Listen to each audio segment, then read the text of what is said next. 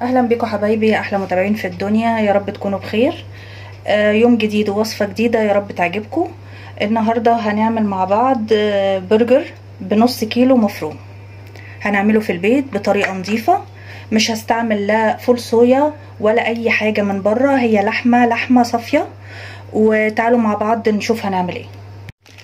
هنا حطيت اللحمة بتاعتي. اول حاجة هستعملها خلطة برجر، بس يعني مش شرط شركة ماجي، ممكن اي شركة تانية تكوني ضمناها وشركة بتستعملي الحاجة بتاعتها ومضمونة يعني. اول حاجة هبتدي احط الخلطة دي.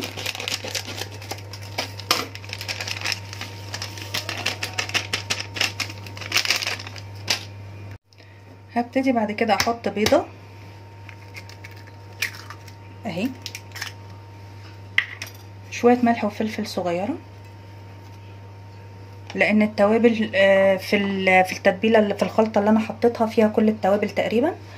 وابتدي بقى احط معلقتين بقسماط، معلقه نشا مسطحه، معلقه دقيق مسطحه، ربع يعني او زياد من ربع حاجه بسيطه كده بيكنج باودر، معلقتين بقسماط، معلقه نشا مسطحه، معلقه دقيق مسطحه، ربع معلقه بيكنج باودر. ابتدي انزلهم كل ده على الخليط اهو.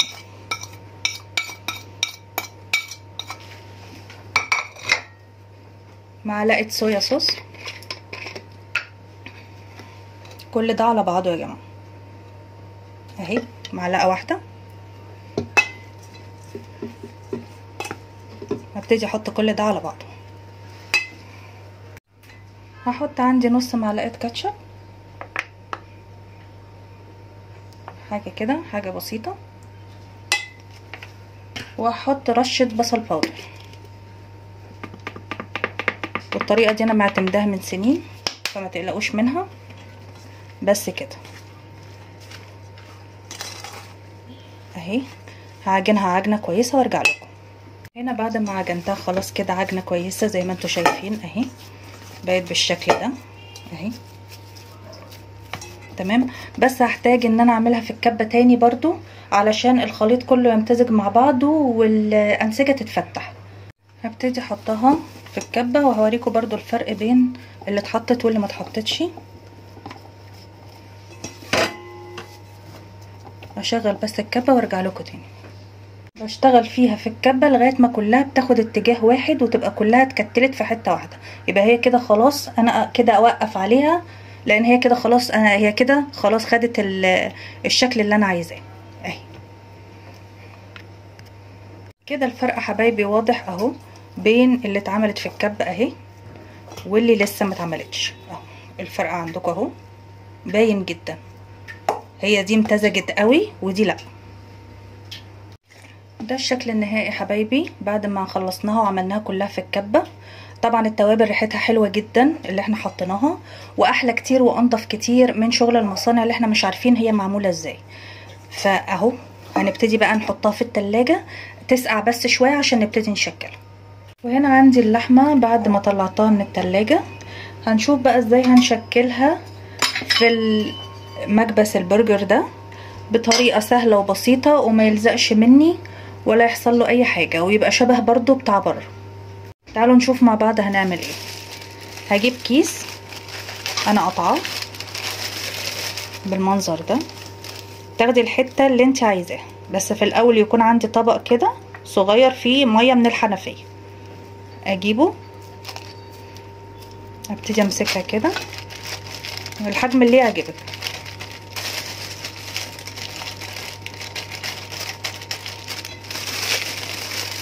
واغطيها كده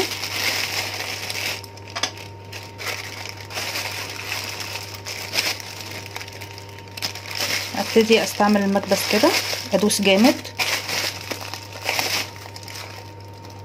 ادي شكلها، طريقة سهلة وبسيطة ولا تلزق منك ولا اي حاجة. وبرضو العجينة بتاعتنا اهي زي الفل ماسكة نفسها اهي اهي، البرجرية اهي.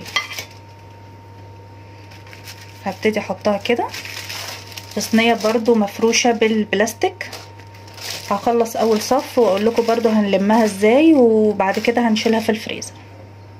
نعمل مع بعض واحدة تانية. هي المية هنا مفروض انها بتسهل لي عملية الفرد زي ما انتوا شايفين كده اهي بالمنظر ده، هي بتسهل لي الفرد، ومية من الحنفية يا جماعة.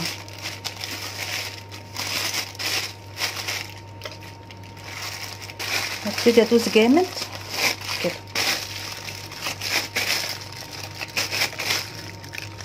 بالمنظر ده اهو.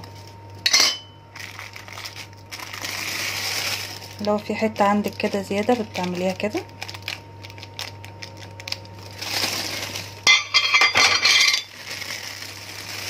اهي، البرجرايه اهي وماسكه نفسها وما فيهاش اي مشكله. كده انا خلصت اول صف عندي. ابتدي اعمل كده علشان ما اخليش حاجه بره من البلاستيك اهو زي ما انتم شايفين كده كده، وبحط تاني دور عليه بالمنظر ده اهو. وادي الشكل النهائي للبرجر زي ما احنا شايفين. يعتبر النص كيلو عمل 4 و4 8 و2 10 زي ما انتوا شايفين، والسمك معقول اهو، سمك الواحدة معقول وماسكة نفسها اهي زي ما انتوا شايفين اهي، لا بتتقطع ولا اي حاجة، وانضف كتير من بره ومن غير لا برغل ولا فول صويا ولا اي حاجة. ابتدي بقى اشيله في الفريزر لميعاد الاكل اهو. بس اتاكد بس ان كل حته فيه متغطيه. ممكن احط كيس بلاستيك تاني على الوش لو هو محتاج. نبتدي بقى نشوح البرجر في اي ماده دهنيه. انا هحط معلقه سمنه او شويه زيت اللي انتوا عايزينه. لما تسخن قوي ابتدي انزل البرجر، وما اخليش النار عاليه قوي، النار متوسطه.